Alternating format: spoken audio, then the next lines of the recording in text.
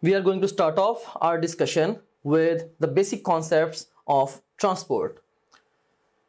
Let's have a look at the big picture. In this particular subsection, first of all, we'll talk about the introduction to biological transport. Secondly, we'll talk about the need for transport systems in humans. And thirdly, we'll talk about the overview of the transport systems in man. So let's start off with introduction to biological transport. So biological transport basically है क्या? Biological transport is the movement of materials into, within और out of organisms.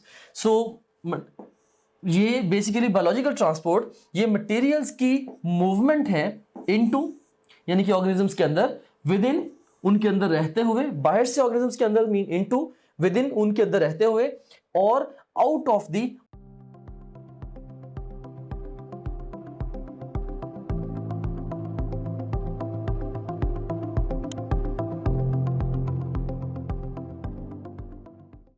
Organisms even. For example, जैसे oxygen की जो travelling है from the lungs to the tissues, या carbon dioxide की travelling जो है from the tissues to the lungs, ये भी बायोलॉजिकल ट्रांसपोर्ट ही की एग्जांपल्स हैं. Now let's talk about the need for the transport systems in humans, कि ह्यूमंस में ट्रांसपोर्ट सिस्टम्स की जरूरत क्यों पेश आई. So you can see here, ये जनरलाइज से कुछ कॉन्सेप्ट्स हैं. The smaller the organism the higher its surface area to volume ratio. अगर ऑर्गेनिज्म छोटा होगा उसका surface area to volume ratio ये क्या होगी, ये हायर होगी. इस बात का दूसरा मतलब ये भी है कि सेल और cells they are actually not very far away from the body surface, क्योंकि ये रेशियो हाई है, surface area to volume ratio is high, so cells are not very far away from the body surface. Hence, कोई transport system required नहीं होगा for the exchange of materials. For example, amoeba है.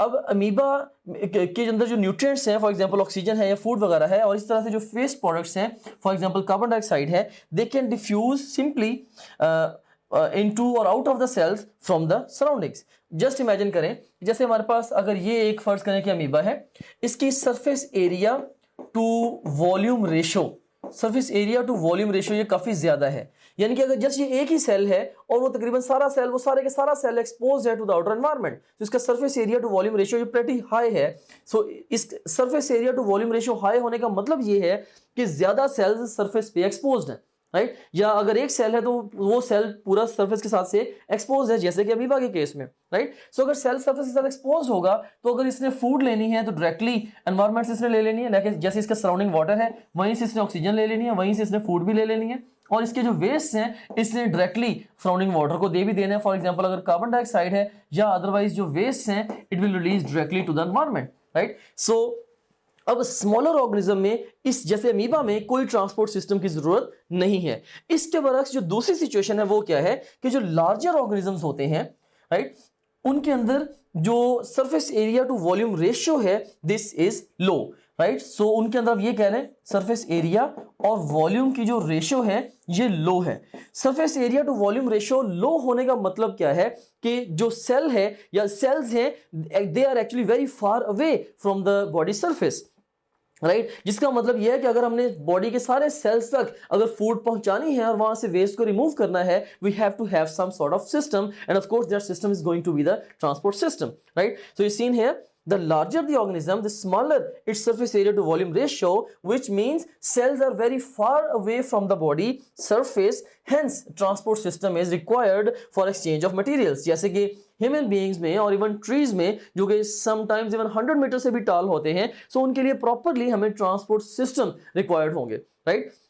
सो bottom line point of my discussion is कि smaller organisms में surface area to volume ratio high, जिसका मतलब है cell या cells expose to the environment, जिसका मतलब है कि न्यूट्रिएंट्स डायरेक्टली ले सकते हैं और वेस्ट डायरेक्टली वो बाहर एनवायरनमेंट में भेज सकते हैं. लेकिन लार्जर ऑर्गेनिजम्स में surface area to volume ratio low, जिसका मतलब है कि cells far away from the body surface, जिसका मतलब है कि उन्हें ट्रांसपोर्ट सिस्टम रिक्वायर्ड होगा so as to survive. Now let's move on to the next slide. जैसे इस फोटोग्राफ में आप देखें कि ये हमारे पास एक अमीबा है, ये जस्ट वन सेल है, it's just one cell, right. So इसकी जो लाइफ की पूरी रिक्वायरमेंट्स हैं बगैर ट्रांसपोर्ट सिस्टम की पूरी हो रही हैं. फॉर एग्जांपल, इसने फूड लेनी है तो बाहर से देखिए फूड ये ले रहा है, और उसके बाद जो इसके वेस्ट है वो डायरेक्टली एनवायरनमेंट में ये बाहर भेज रहा है, तो इसको कोई ट्रांसपोर्ट सिस्टम रिक्वायर्ड नहीं है। और इसकी surface area to volume ratio आप देख सकते हैं कि कितनी हाई है। जबकि इसके बरक्स एक ह्यूमन बीइंग है, ये 60 ट्रिलियन सेल से बना हुआ है, 60 ट्रिलियन सेल से बना हुआ है। और बहुत सारे सेल्स इसके ऐसे हैं जो सरफेस के साथ एक्सपोज भी नहीं है, सरफेस से फार ऑफ है। सो अगर हमने सारे सेल्स को अलाइव रखना है और अल्टीमेटली इस इंडिविजुअल को लाइव रखना है, we have to have some sort of system. So इसीलिए अब इतने बड़े ऑर्गेनिज्म की लाइफ को सस्टेन करने के लिए ट्रांसपोर्ट सिस्टम्स रिक्वायर्ड होंगे, जिनको हम आगे चल के अभी डिटेल से डिस्कस भी करेंगे। Now I hope that you understand the need of the transport system in the man. Now let's talk about the overview of transport systems in man. So you've seen here, transport systems in man, they are grossly divided into two major categories. One, we are having the blood circulatory system, and secondly, we are having the lymphatic system. And in the blood circulatory system, in turn, we are having the blood, which is basically the circulatory fluid. And secondly, we are having the circulatory system. Actually, this is a system which is going to circulate this blood or circulatory fluid. And circulatory system in turn, it's comprised of the heart and the blood vessels, right? So अब आने वाले सब sections के अंदर हम इन सभी चीजों को वन बाय वन डिस्कस करेंगे। फॉर एग्जांपल, हम फर्स्ट ऑफ ऑल जैसे ब्लड को भी डिस्कस करेंगे, then will talk about heart, and then will talk about the blood vessels, and then last of all will also talk about the lymphatic system. So ये transport systems in man का एक gross सा overview है। अभी further सब sections में हम इन सारे सेगमेंट्स को one by one in detail discuss भी करेंगे। That's all about the introduction to transport और basic concepts of transport in man, वो मैंने आपके साथ अभी डिस्कस किए हैं। Thank you very much for your patient listening. जैसे ही आप अपनी corporate.bk की ब्राउजर ऐप में लॉगिन होंगे, आपको ये हमारा होम पेज नजर आएगा। इसमें ये पहला जो सेक्शन है, ये आपके सब्जेक्ट से रिलेटेड मटेरियल का है। सेकंड सेक्शन जो एक्स्ट्रा सपोर्ट और गाइडेंस आपको रिक्वायर्ड है, ये उसके हवाले से है। थर्ड जो सेक्शन है, ये डिफरेंट की स्टैटिस्टिक्स एंड ऑपरेट की, जो कि आपका हमारे पे कॉन्फिडेंस इंक्रीज करेंगे। एंड लास्ट ऑफ ऑल, ये एग्जीक्यूटिव समरी है आपकी ओवरऑल प्रिपरेशन की प्रोग्रेस के हवाले से। सो सबसे पहले सेक्शन को हम एक्सप्लोर करते हैं। इसमें से आप किसी भी सब्जेक्ट पे क्लिक करें, से हमारे पास ये सब्जेक्ट्स हैं biology, physics, chemistry, English, logical reasoning. इनमें से किसी भी सब्जेक्ट पे आप क्लिक करें तो आपको उस सब्जेक्ट में उसके वीडियो लेक्चर्स, रिवीजन नोट्स और प्रैक्टिस क्वेश्चन मिलेंगे। आप वीडियो लेक्चर्स पे क्लिक करेंगे तो उस सब्जेक्ट के सारे यूनिट्स या सेक्शंस आपके सामने ओपन हो जाएंगे। आप किसी भी सेक्शन को चूज करेंगे, उस सेक्शन के सारे टॉपिक्स ओपन हो जाएंगे। इनमें से जिस मर्जी टॉपिक को आप चूज करें, आप उसके वीडियो लेक्चर्स को यहाँ से वॉच वीडियो बटन क्लिक करके देख सकते हैं, right, like this over here. मान रही सो ये वीडियो लेक्चर आपके सामने ये आ गया। अगेन टू न्यूरल पाथवे, इसमें भी एक हमारे पास, अगर आप जाते हैं फास्ट रिवीजन नोट्स पे, सो जिन स्लाइड्स को यूज करके हमने वीडियो लेक्चर्स रिकॉर्ड किए हैं, अब उन्हीं स्लाइड्स को आप यहाँ से रिवाइज कर सकते हैं। देख सकते हैं, आपने फास्ट रिवीजन नोट्स पे क्लिक किया, इसमें सारे के सारे सेक्शन फिर ओपन हो गए। तो यहाँ पे एक बात मैं आपको बताना चाहता हूँ कि जो भी सेक्शन इंपॉर्टेंट है एग्जाम के पॉइंट ऑफ व्यू से, हमने उनके साथ इंपॉर्टेंट का टैग भी लगाया हुआ है, keeping in view the previous exam friends. Anyways, तो यहाँ पे आप किसी भी सेक्शन को चूज करें। सी सेल स्ट्रक्चर एंड कॉन्सेप्ट को मैं चूज करता हूँ। इसके सारे टॉपिक्स ओपन हो गए। इनमें से किसी भी टॉपिक को आप पिक करेंगे तो आप उसकी वो स्लाइड्स देख सकते हैं जिनसे उस टॉपिक का वीडियो लेक्चर रिकॉर्ड हुआ है। तो काफी सारा टाइम जो है आपका वो सेव होगा। आपको लेक्चर नोट करने की जरूरत नहीं है, आपको बने बनाए नोट्स मिल रहे हैं for the fast revision, rather super fast revision of the lectures. उसके बाद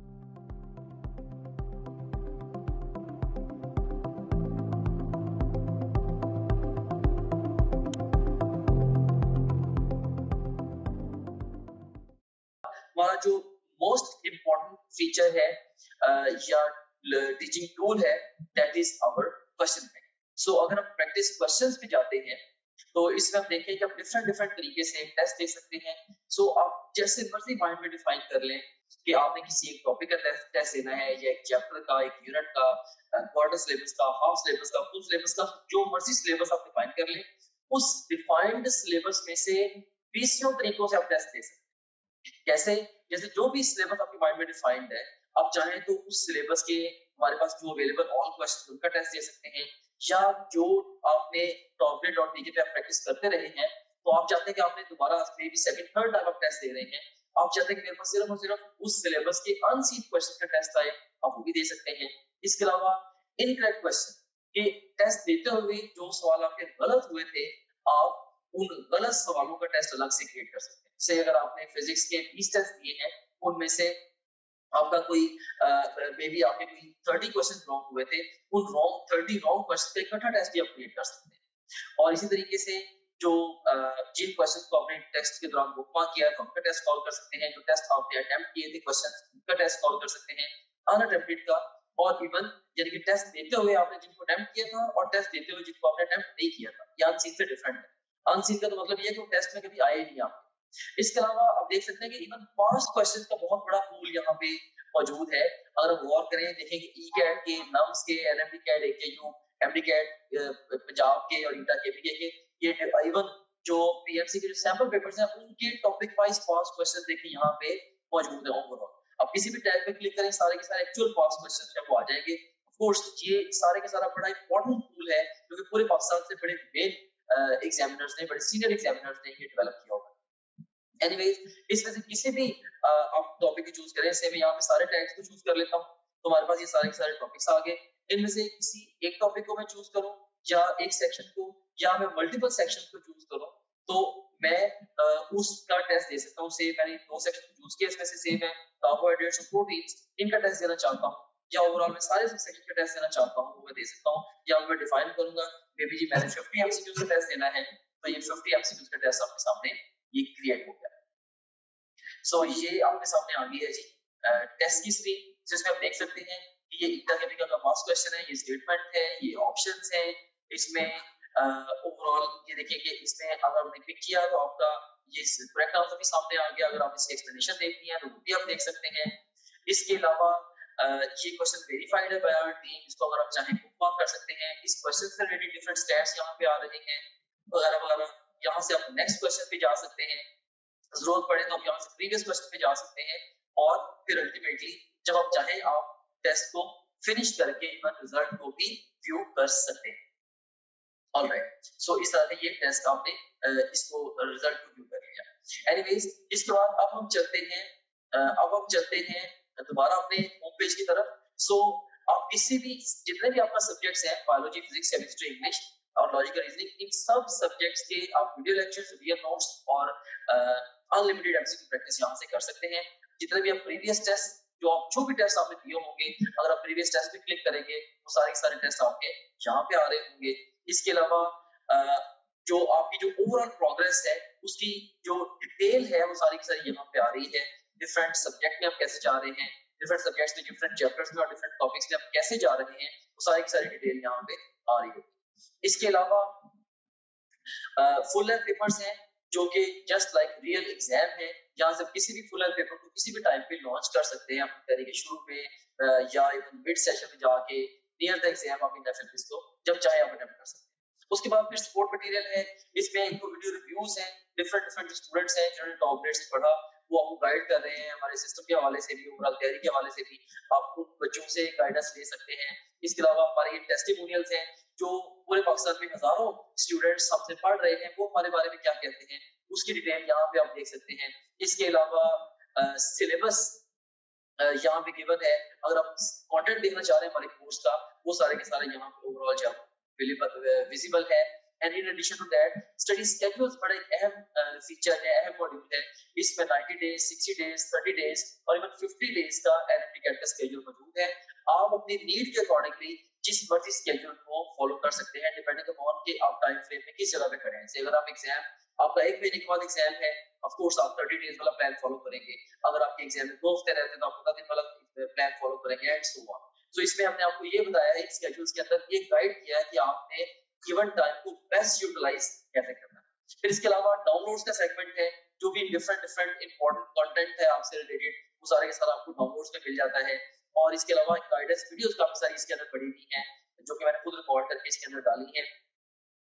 इसमें बहुत सारे हवालों से जनरल गाइडेंस आप इन वीडियो से ले सकते हैं।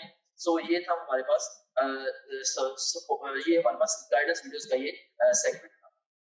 Okay, so this was